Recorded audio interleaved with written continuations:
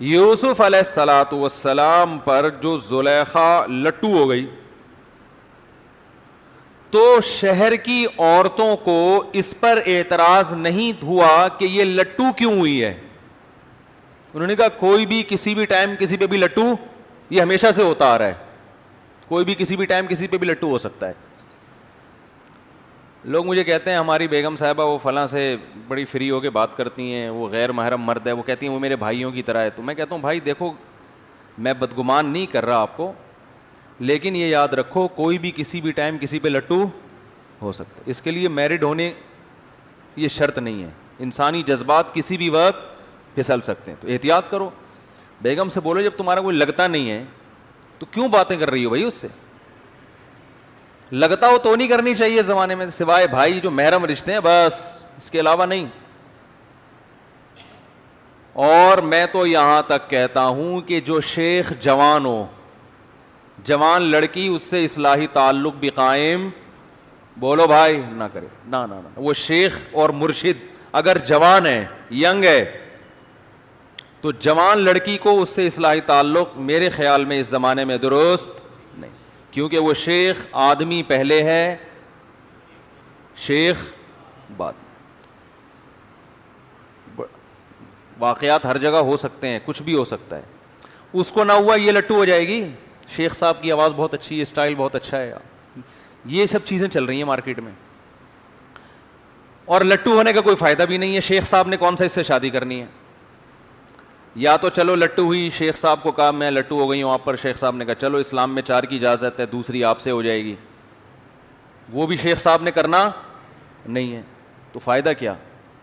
بہت سارے فتنے ہمارے سامنے آئے. یونیورسٹی میں پروفیسر سے تعلق ہو گیا لڑکی کا, پروفیسر صاحب 50 سال کے, لڑکی ابھی 20 سال کی, اور ماں باپ کو پتہ ہی نہیں ہے. تو بھائی جو بھی آدمی ہے نا, یاد رکھو, چاہے وہ مفتی ہے, چاہے وہ عالم ہے, چاہے وہ بزرگ ہے, وہ آدمی پہلے ہے, عالم مفتی بزرگ پروفیسر ڈاکٹر انجینئر بولو نا بعد میں ہے. سمجھ میں آ رہی بات؟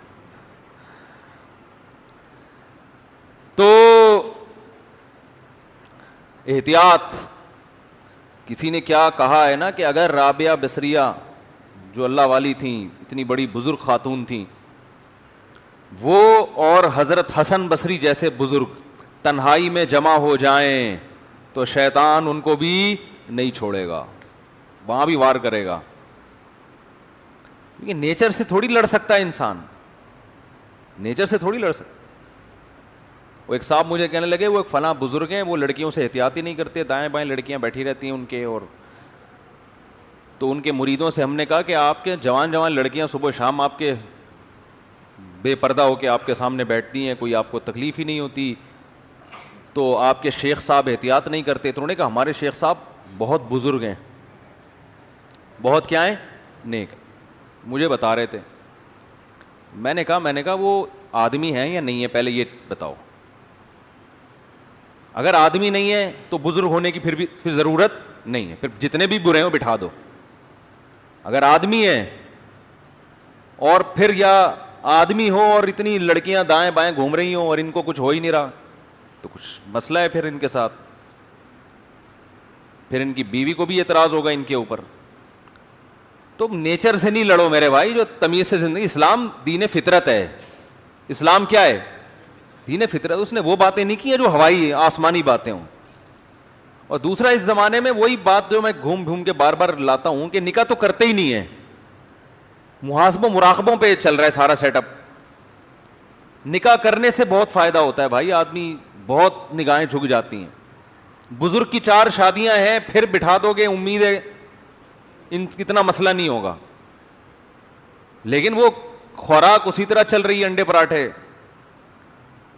تو وہ پھر ظاہر ہے شیطان جو ہے وہ ورغلائے گا. تو زلیخا پر جو شہر کی بڑے خاندان کی جو عورتیں تھیں, ان کو اعتراض یہ نہیں تھا کہ یہ لٹو کیوں ہو گئی. بات آ رہی ہے سمجھ میں؟ یہ ذوق نظر کے بلند ہونے کو میں سمجھا رہا ہوں, یہ سارا اسی میں نہ نکل جائے ذوق نظر میں ٹائم. ان کو اعتراض اس پر تھا, امرأۃ العزیز, مصر کے بادشاہ کی بیوی تراودو فتاہا, ایک گھر کے نوجوان پہ, لڑکے پر جو غلام بن کے رہ رہا ہے اس پر عاشق ہو گئی. انا لنراہا فی ضلال مبین, بڑی سخت غلطی میں پڑی ہوئی ہے. یہاں مطلب کیا ہے کہ اس کا ذوق محبت بلند نہیں ہے, معاذ اللہ گھٹیا سوچ کی عورت ہے. جو بادشاہوں کی بیویاں نوکروں پہ تھوڑی عاشق ہوتی ہیں, گھر کے لے پالکوں پہ تھوڑی عاشق ہوتی ہیں, اس شہزادے پہ ہوتی ہے بھائی, کسی دوسرے ملک کے بادشاہ پہ ہوتی, سمجھ میں آتا ہے. تو جن کا ہاں, وہ پھر بادشاہ کی بیوی نے جو ہے نا حضرت یوسف علیہ السلام کی زیارت کروائی تاکہ پتہ چلے کہ ہمارا ذوق نظر تم سے کم از کم بہتر ہے, بہت بہتر ہے. وہ تو اس نے تو پوری بات کی ہوگی, قرآن نے تو مختصر ذکر کیا ہے نا. اس نے تو بلا کے جب یوسف علیہ السلام کی زیارت کروائی اور عورتوں نے اپنے ہاتھ کاٹ ڈالے اور کہنے لگی حاشا للہ ما ھذا بشر, اللہ کی قسم یہ انسان نہیں ہے, ان ھذا الا ملک کریم, آسمان سے کوئی معزز فرشتہ ہے جو زمین پہ اتر گیا, یہ انسان نہیں ہے. جیسے ہی ان عورتوں نے ہاتھ کاٹ ڈالے اپنے, ایسے مدہوش ہو گئی نا یوسف علیہ السلام کے حسن کو دیکھ کے, ہاتھ کاٹ ڈالے تو فوراً, اور یہ کہا کہ اللہ کی قسم یہ انسان نہیں ہے. تو اس موقع پر زلیخا کو فوراً ایک سیکنڈ بھی اس نے توقف نہیں کیا اور اشارہ کیا ذالک الذی لمتننی فی, یہ ہے وہ جس کے بارے میں کہہ رہی تھی کہ میرا ذوق محبت بلند نہیں ہے, یہ ہے وہ, اب بتاؤ ہے یا نہیں ہے. پھر آگے بھی بولا کہ تو جو گولے گنڈے والے پہ عاشق ہوئی تھی تجھے اپنا یاد نہیں ہے, ہے بھائی, تو جو وسیم تربوز والے پہ عاشق ہوئی تھی, ہیں مجھے عورتیں پھر اسی طرح نا بھر بھر کے تپاتی ہیں ایک دوسرے کو, اپنا بھول گئی جو ڈرائیور کے ساتھ بھاگی تھی تو 6 مہینے بعد پکڑی گئی تھی. تو فذالک الذی لمتننی فی, یہ ہے وہ جس کے بارے میں تو مجھے ملامت کر رہی تھی, اب بتاؤ ملامت بنتی ہے؟ انہوں نے کہا نہیں بھائی ملامت نہیں بنتی. اس سے ایک اور بات پتہ چلتی ہے کہ اللہ نے جو حسن مردوں کو دیا ہے وہ عورتوں کو معذرت کے ساتھ, آپ سے نہیں خواتین سے. ہمارے حضرت فرمایا کرتے تھے اللہ نے ہر جنس میں نر کو زیادہ خوبصورت بنایا ہے. ہو سکتا ہے کہ اشرف المخلوقات جو انسان ہے اس میں مادہ کو نر سے زیادہ حسن دے دیا ہو, ایسا نہیں ہے. مور زیادہ خوبصورت ہے یا مورنی؟ مور, لیکن مور کو اچھی مورنی لگے گی, وہ ایک الگ چیز ہے. لیکن اگر آپ نیوٹرل ہو کے دیکھیں تو مور میں حسن زیادہ ہے.